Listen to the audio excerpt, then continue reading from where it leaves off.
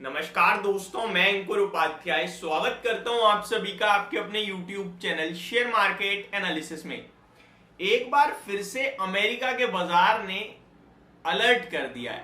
बुरी तरीके से टूटे हैं कल अमेरिका के बाजार एक बार फिर से। यूरोपियन मार्केट्स तो क्रैश हुए ही थे और मैंने आप सभी के साथ रात 9 बजे वीडियो भी पोस्ट करी थी। बट उस समय अमेरिका के मार्केट कुछ खराब नहीं दिख रहे थे, मिक्स दिख रहे थे। नेस्डेक पॉजिटिव था, डाउ जोन्स नेगेटिव था, एसएमपी और रसल 2000 ऑलमोस्ट सिमिलर थे, कुछ ज्यादा खास बड़ा मूव नहीं था।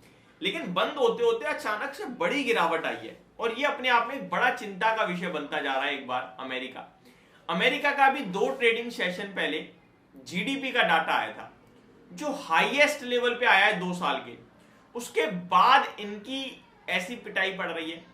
हर कंट्री, हर देश ये चाहता है कि उसकी कंट्री तेजी से ग्रो करे और अमेरिका की कंट्री तेजी से ग्रो कर रही है, लेकिन वो वही नहीं चाहते।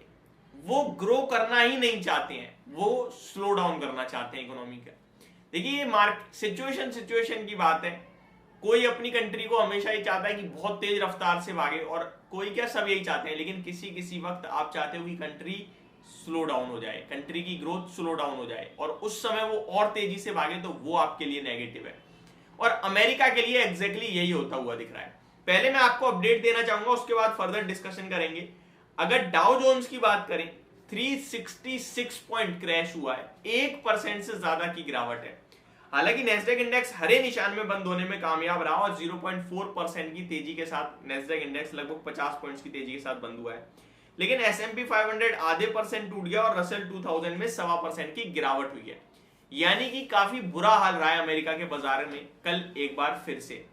साथ ही साथ अगर देखें तो विक्स, जो कल 3-4% नीचे दिख रहा था आपको 9 बजे जब मैंने वीडियो बनाई थी आपके लिए, वो बढ़कर बंद हुआ है 3% ऑलमोस्ट। ये विक्स आपको फियर फैक्टर बताता है कि मार्केट में कितना फियर फैक्टर है। तो फियर फैक्टर बढ़ गया है और फियर में हमेशा सेलिंग होती है, ये याद रखना। तो अमेरिका ने तो हाथ खड़े कर दिए पूरी तरीके से। यूरोपियन मार्केट जो टूटे दिख रहे थे वो अभी 0.86% डाउन दिख रहे हैं। डेक्स 0.3% डाउन हुआ है। कैक में भी लगभग 1.25% की गिरावट है। लेकिन अच्छी बात यह है, एशिया पैसिफिक काफी हरे निशान में था, काफी ज्यादा। लाइक निक्काई 1.25% ऊपर, ऑलमोस्ट 400 पॉइंट्स की तेजी। हैंगसेंग 2% ऊपर, शंघाई लगभग 1% ऊपर। तो ग्लोबल मार्केट्स में एशिया के बाजार तो बहुत अच्छा करते हुए दिखे हैं और उसी एशिया के बाजार में कल हमने भी बहुत अच्छा करा। अगर अपने गिफ्ट निफ्टी की बात करूं मैं भी, तो वो 100 पॉइंट नीचे आता हुआ दिखाया आपको और 19,028 पे बंद हुआ है। हालांकि हमारी क्लोजिंग प्राइस से केवल 20 पॉइंट नीचे है, लेकिन ओवरऑल ये 98 पॉइंट्स नीचे दिख रहा है आपको। अब ये हो क्यों रहा है और क्या हुआ है अमेरिका में जो कंटिन्यू गिरावट चल रही है, ये अपने आप में एक चिंता का विषय बन गया है। अब क्या करें ऐसे में निवेशक, क्या ना करें।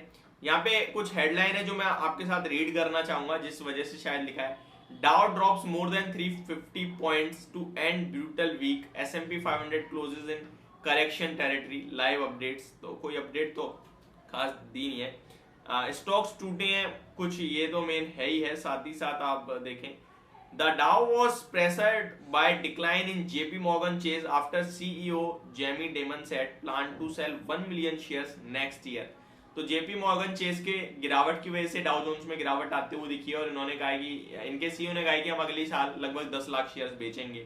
नेस्डेक इंडेक्स हरे निशान में रहा है, जहां पे आपको Amazon added more than 6% after the e-commerce giant trounced analyst expectation for revenue and earning in the third quarter. तो अमेजोन बढ़िया भागता हुआ दिखा है, जिसकी वजह से आपका ये सब तो हरे निशान में बंद होने में कामयाब रहा है।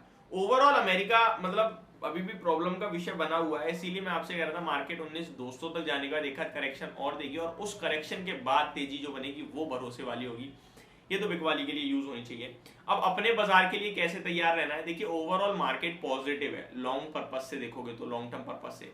शॉर्ट टर्म में अमेरिका एक चिंता का विषय बना हुआ है और स्टिल है, कोई इसमें दो राय है ही नहीं। जिस हिसाब से उनकी जीडीपी की डाटा आया है, ये अपने आप में उन्हें रेट हाइक करने पे मजबूर करेगा ही करेगा, क्योंकि ग्रोथ तो बिल्कुल रुकने का नाम ही नहीं ले रही। हाईएस्ट एवर आई है और 40 बेसिस पॉइंट से मिस करा था अनुमान को, 40 बेसिस पॉइंट से बीट करा था, मिस नहीं बीट करा था।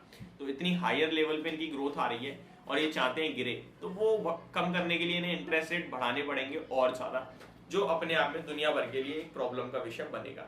ओवरऑल आपको थोड़ा सा सावधान रहना है, जल्दबाजी में पैसा नहीं लगाना है, जहां भी लगा रहे हो बाय ऑन डिप्स की स्ट्रेटेजी से लगाना है, जो भी पोर्टफोलियो में उसे टाइम टू टाइम मैनेज करते रहना। ऐसा नहीं होना चाहिए कि आप आज खरीद रहे हो कल बेच रहे हो, कल बेच रहे हो आज खरीद रहे हो, जल्दी जल्दी कुछ वॉलेटिलिटी नहीं होनी चाहिए। स्टिल होल्ड करो, मार्केट में लंबे समय में पैसा बनने की उम्मीदें ज्यादा है। होप आपको ये वीडियो समझ में आई होगी। Thank you so much for watching this video, have a great day guys.